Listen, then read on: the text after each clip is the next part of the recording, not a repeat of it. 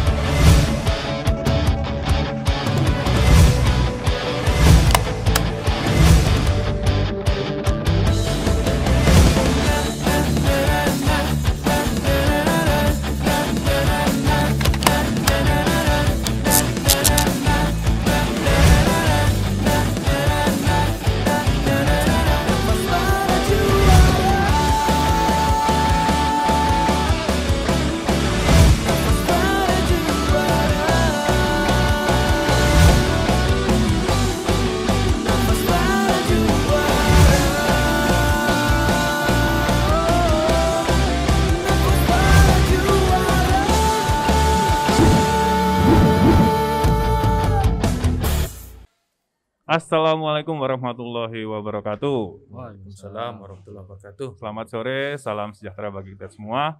Kembali lagi di podcast Procureholic. Ini episode terakhir di Kubika Hotel. Untuk tema kali ini adalah pengelola pengadaan andalan gue.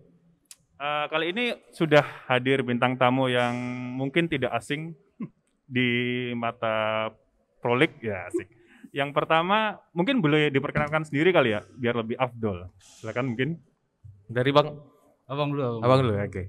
Baik, saya Mahdi Syamri dari PBJ Sekjen. Seperti itu. Pak Mahdi, ya, dari PBJ Sekjen. Lalu, mungkin tidak perlu diperkenalkan lagi. Ada Pak Sastio. Mungkin perkenalan sendiri Pak, biar lebih enak. Formalitas lah ya. Formalitas. Nama saya Tio. Udah. Saya dari di Jerahu. Oke. Beliau ini adalah ahli pengadaan di Kementerian Hukum dan HAM. Mungkin di dunia juga sudah mengakuinya. Dunia akhirat. Dunia dan akhirat. Baru dikukuhkan tadi tuh, Bang Sia ya. Mungkin langsung saja nih di topiknya ya. Iya. Pertanyaan paling basic nih. Gimana rasanya jadi Pokja atau pejabat pengadaan? Silakan. Rasanya Deg-degan. kalau rasanya ini saya asumsikan dibilang pedes Kurang pedes. Kalau dibilang manis, kemanisan. Ya. Jadi ya rasanya selama jadi pelaku pengadaan seperti itu ya ada tantangan tersendiri, ada sukanya, ada dukanya, ya Mas Teo ya. Iya. Dan itu semua harus dilalui seperti itu. Kayaknya lebih banyak dukanya Pak. Sukanya malah. Oh ada. Iya, sukanya ada. Ini berbanding terbalik dengan staf PPK tadi. Iya, karena kan dukanya. Karena kan begini, pelaku pengadaan itu kita sering menyebutnya ya tanda kutipnya adalah maklar gitu. Mencarikan PPK penyedia gitu. Bukan penyedia Mas, pelaku usaha itu. Belum belum kontrak. masuk. Belum Pelaku masuk gitu. usaha. Pelaku usaha yang Pelaku usaha pas, yang gitu ya. pas gitu. Jodoh lah, jodohnya yang pas. Iya, jadi sering kita asumsikan bahwa PPK itu lagi mencari jodoh gitu kan, jodoh untuk berkontrak. Nah, salah satunya untuk mencari kontrak mencari pelaku usaha tersebut ya dengan meng-hire kita sebagai tim untuk yang membantu. Gitu. Oke, kalau dari Pak Tio sendiri gimana pendapatnya? Nggak jauh beda sama Bang Mahdi lah. Kita udah kayak biro jodoh.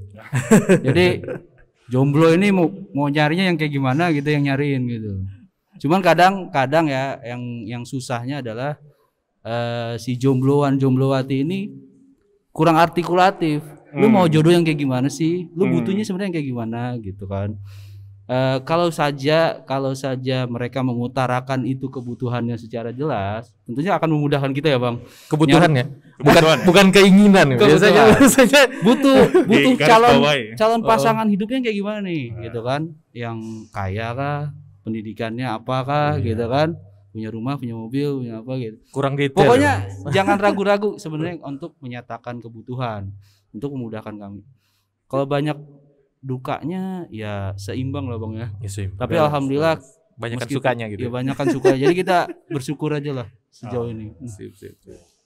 Oke, ini pertanyaan mungkin bagi Pak Tio dan Pak Mahdi ini sudah cukup ahli ya. Apa yang membuat bapak-bapak ini bertahan di pengadaan barang dan jasa?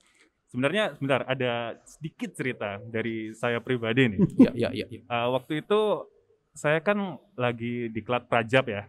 Di Klat Prajab itu kurang lebih 1-2 bulan mungkin di PBSDM. Itu ada rekan saya yang mencoba menggantikan. Namanya Dewi. Mungkin Dewi sedang lihat. Itu baru saya tinggal 1 bulan. Saya balik di Klat, nangis dia. Aku nggak mau lagi jadi staf PPK gitu kan. Kenapa ribet salah terus? Nah, kalau dari kami yang pernah jadi staf PPK sih rasa ingin bertahan itu lama-lama memudar. Kalau dari bapak-bapak sendiri bagaimana nih? Apa yang bikin bertahan nih? Yang bikin bertahan itu tantangannya Mas Dio ya. Iya. Setiap pengadaan itu punya karakteristik masing-masing.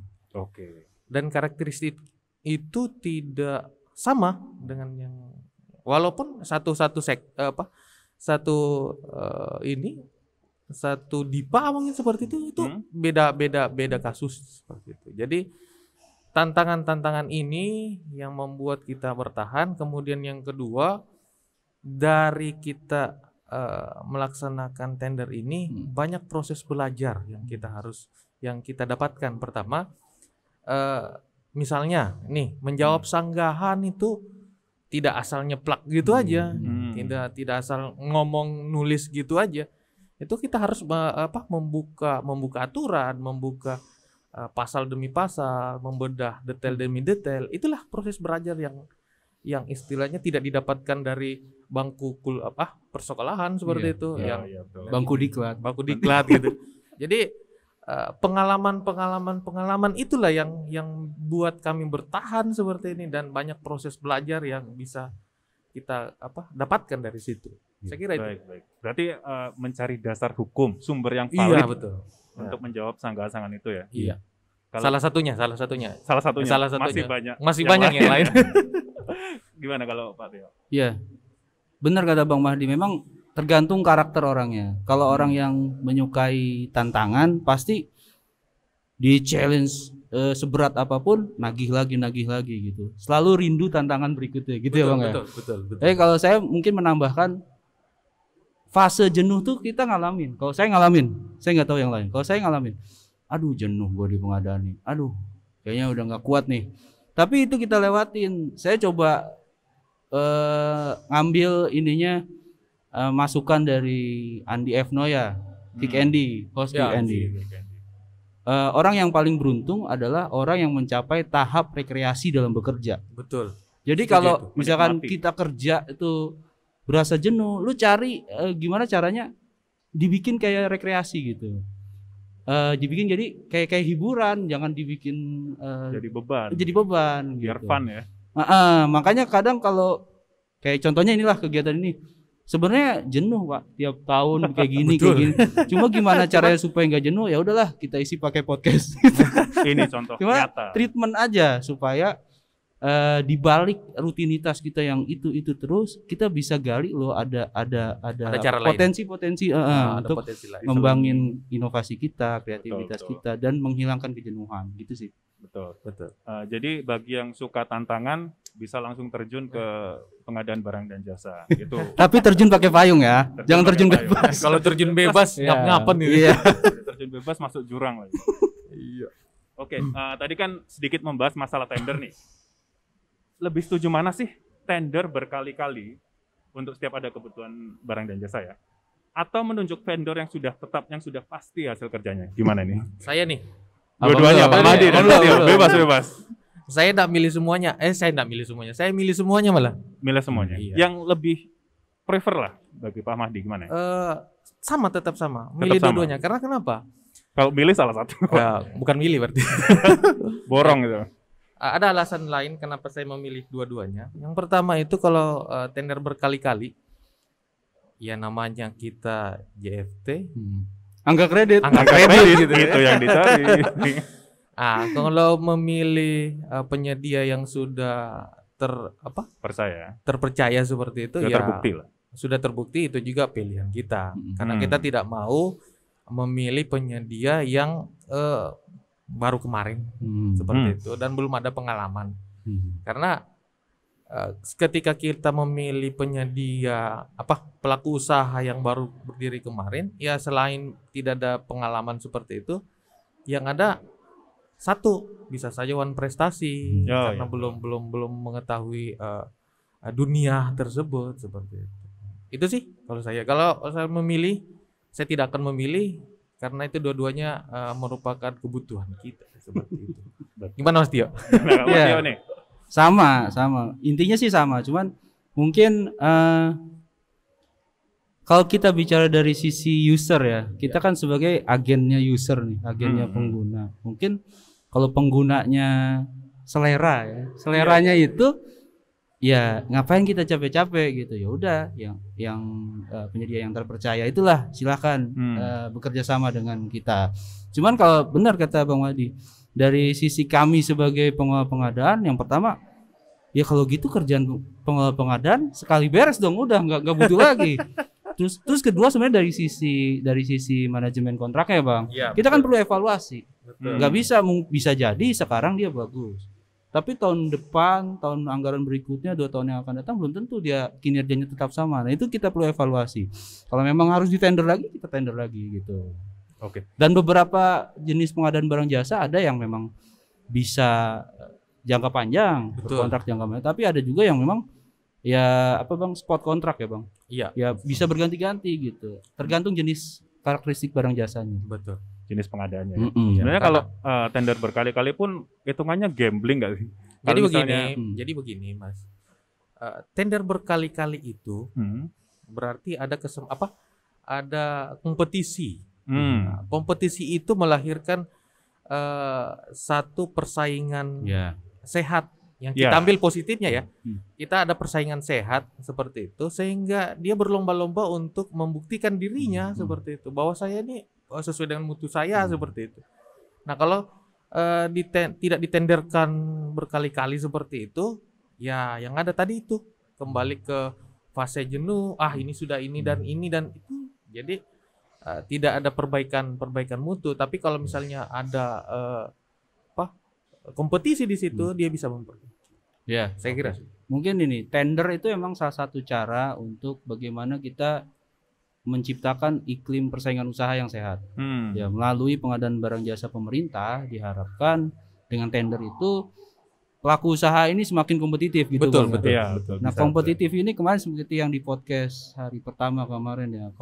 Kalau misalkan perekonomian itu pelaku usaha kompetitif, harapannya bisa efisiensi bisa tercapai, dan welfare bisa juga tercapai buat kesejahteraan masyarakat gitu. Oke. But gini, di 16-18 Mas Dio, Ya, ruhnya itu sudah berganti loh. Jadi kita sampaikan bahwa 16-18 ini ruhnya ya kalau 54 dan turunannya itu ruhnya itu tender ya. Ya, Mas ya. betul, Kalau betul. 16-18 ini ruhnya itu kebanyakan penunjukan langsung malah seperti itu. Sebenarnya. Jadi sebelum dilaksanakan penunjukan langsung harus ada melalui Identifikasi dulu. ya, identifikasi kemudian bagaimana ada persaingan sebelumnya seperti itu sehingga yang masuk di katalog purchasing dan sebagainya itu sudah terseleksi. Ya. Ya ibaratnya sekarang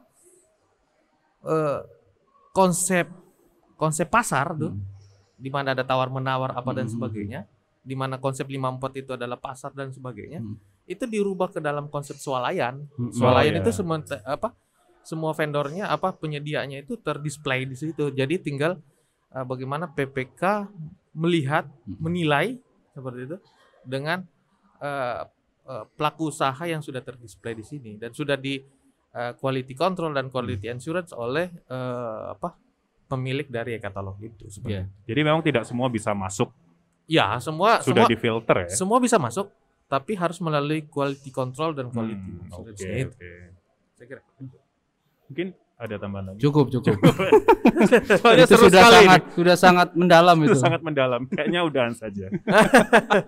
Oke. Kalau bicara masalah regulasi pengadaan barang dan jasa saat ini, menurut Pak Mahdi dan Pak Tio sendiri udah cukup nggak sih? Atau mungkin ada yang kurang? Gimana nih? Regulasi, namanya kita membuat regulasi, pasti belum kita rasa cukup ya Mas Tio ya. Jadi regulasi itu akan berubah dengan kondisi yang ada sekarang. Jadi mengikuti kondisi yang ada sekarang. Jadi kalau misalnya regulasinya dikatakan regulasinya ini apakah sudah sempurna atau apa? Yang sempurna adalah kitab suci aja Pak, seperti itu.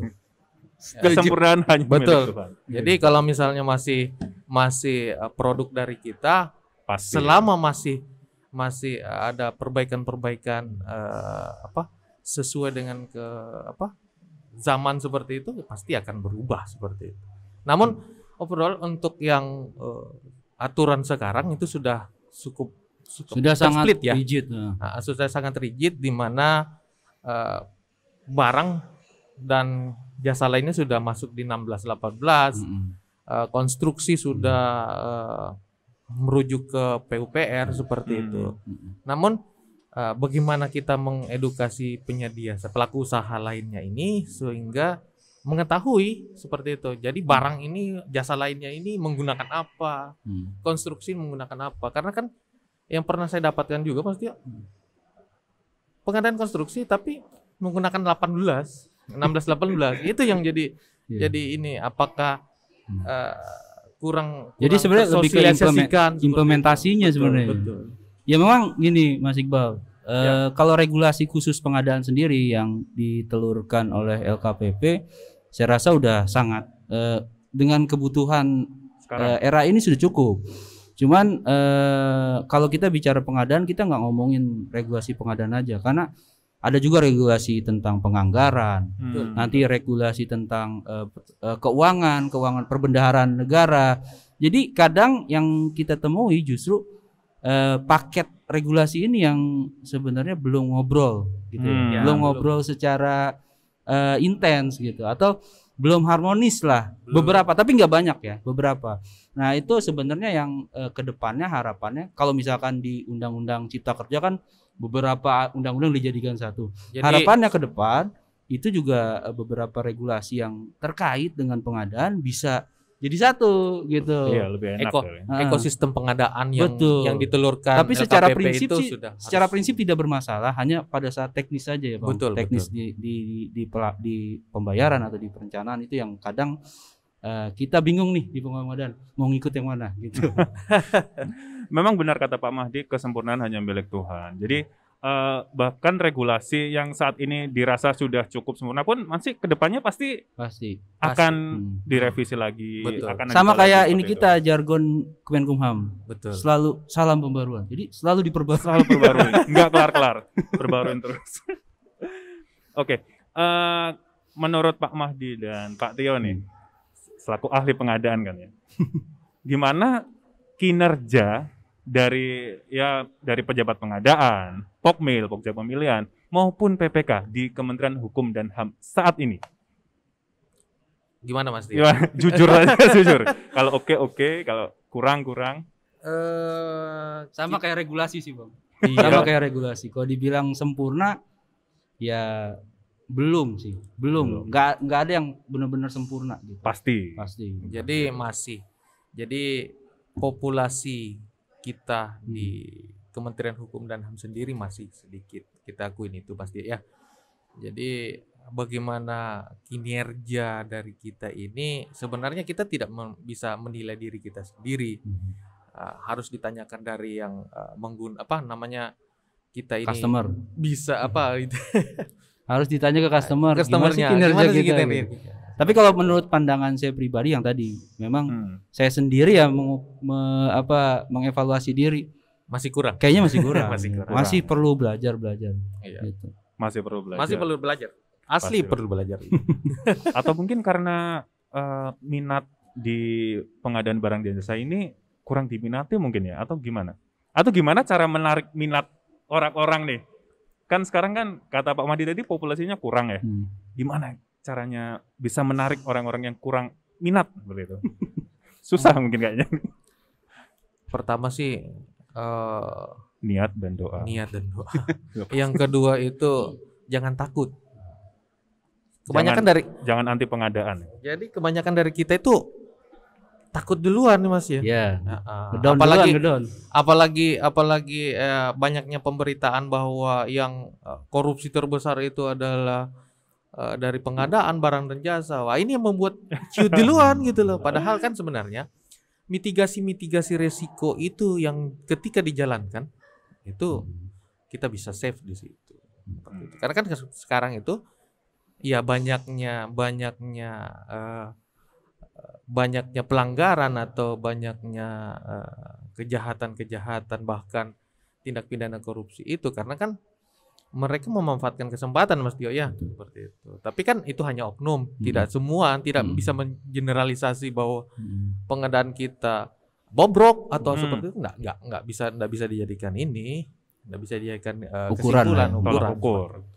Ya memang ini Mas Iqbal, kalau dibilang minatnya kurang sulit sih Bang mengukurnya ya. Karena kita nggak punya toolsnya gitu. Tapi kalau ngelihat cuma dari perilaku aja bisa. Memang kecenderungan tadi kata Bang Mahdi, orang stigma pengadaan kan udah terlanjur jelek.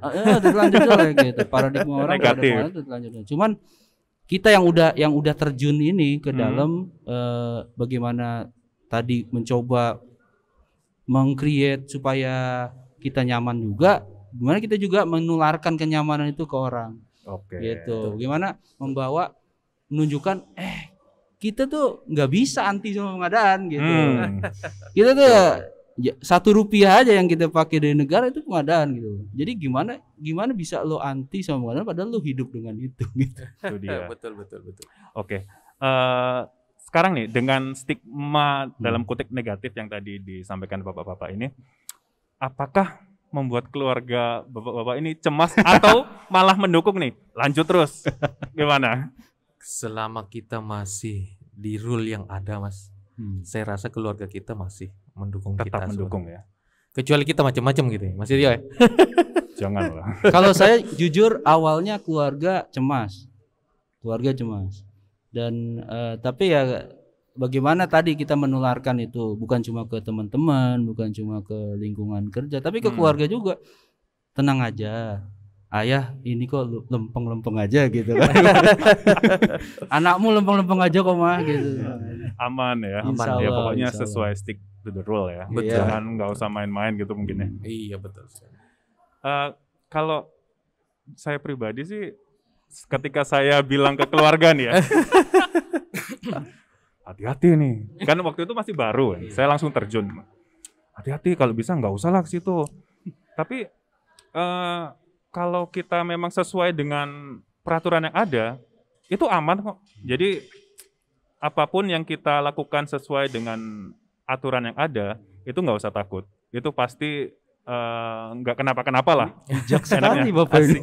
Karena di sini mungkin biasanya nggak kayak gini. Pengaruh lampu kali, Pak. Oke, Oke. ada statement kayak gini. Pengelola pengadaan barang dan jasa itu harus orang yang kaya raya supaya tidak memperkaya diri. Gimana menurut Pak Mahdi dan Pak Tio nih? Harus kaya raya. Kalau saya sih harus kaya pengalaman, Kaya ilmu. kaya ilmu, kaya aturan seperti itu. Tapi kalau dari sisi Material. material ya mungkin enggak lah. Seperti itu. Tidak perlu ya. Tidak perlu karena kan kenapa? Rezeki pasti ada, Sudah ada yang ngatur. sudah ada yang ngatur. Jadi kalau misalnya kita harus kaya raya atau apa, saya rasa enggak ini. Karena kan tidak ada signifikansinya juga antara harus kaya raya dengan tidak untuk mewujudkan tujuan pengadaan tidak ini. Ya, kaya kan relatif ya Mas Iqbal. Jadi Ya. tergantung pribadinya masing-masing.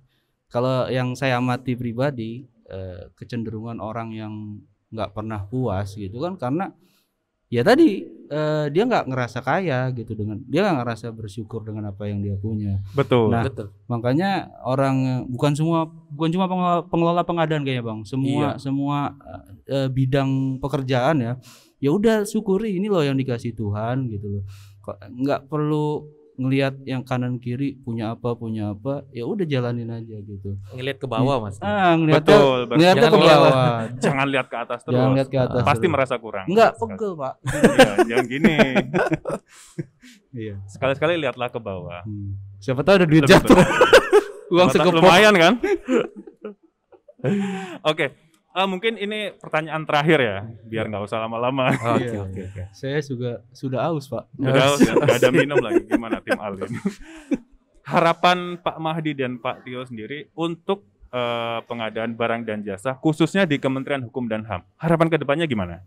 Harapan kedepannya pertama mungkin dapat dukungan ya Mas Tio ya. Jadi pelaku-pelaku pengadaan kita ini di Kementerian Hukum dan HAM ini mendapat dukungan, khususnya mungkin peningkatan kompetensi, peningkatan keahlian apa dan sebagainya. Itu yang kedepannya. Karena kan jarang kita lihat kita bahkan mencari sendiri keluar seperti itu. Itu yang ini harus ada support dari kementerian kita. Kemudian yang kedua terpikirkanlah oleh kementerian kita bahwa populasi sedikit seperti ini, tapi kitalah yang menjadi motor dari pengadaan-pengadaan di Kementerian Hukum dan HAM seperti itu. Oke, gimana Pak Tio? Harapan ya Pak. Kalau yang ke dalamnya sama, di internal UKPBJ lah khususnya ya Bang. Harapannya kita bisa dapat kesempatan yang seluas-luasnya untuk meningkatkan kompetensi kita, keahlian kita, yang nanti ujung-ujungnya juga buat kementerian juga. Betul. Kalau kita semakin kompeten, kita semakin keahlian kita semakin meningkat kan pengadaan barang jasa di Kumham juga semakin baik gitu. Dan harapannya kalau untuk ke depan, keluar gitu, di luar pelaku pengadaan ya semakin aware soal pengadaan gitu. Kita gini lah, kalau misalnya populasi pengelola pengadaan memang masih kurang dan kita nggak maksa kok kalian jadi seperti kita gitu. Emang kalau memang belum punya keberanian, belum dapat hidayah gitu ya. Emang hidayah bukan kita yang ngasih gitu. Tapi jangan anti juga gitu. Kita butuh dukungan, kita butuh bagaimana rekan-rekan di unit pengguna ini yang tadi saya bilang di awal, artikulasi menyampaikan kebutuhannya harus jelas gitu. Dan mohon kita juga dilibatkan ya Bang. Lebih sering-sering dilibatkan dari mulai tahap perencanaan supaya bukannya mau ikut campur ya. Betul. Tapi memberikan mitigasi resiko, betul. Memberikan masukan-masukan supaya pada saat pelaksanaannya bisa lebih terarah dan mencapai tujuan. Mungkin itu Bang. Oke, ini tadi kan pertanyaan terakhir ya. Ini pertanyaan paling akhir. Satu kata untuk pengadaan barang dan jasa di Kemenkumham. Satu kata dulu. Satu kata aja ya, nggak usah banyak-banyak. Satu kata tuh satu kalimat nih. Satu kata, satu kalimat Oh, nanti satu kalimat. bagus nanti. Satu kata aja. Satu kata. Biar ambigu aja sih. Ini nggak ada di skrip loh. Ini memang tanpa skrip. Saya pakai bahasa asing nggak apa ya? Boleh. Amazing. Amazing race. Kalau dari Pak Mahdi? Bisa. Bisa. Amazing dan bisa. Oke. Dengan kata-kata amazing dan bisa tadi, berakhir pula untuk perjumpaan kita kali ini. Sampai jumpa kembali di podcast Procureholic episode berikutnya. Wassalamualaikum warahmatullahi wabarakatuh. Waalaikumsalam warahmatullahi wabarakatuh.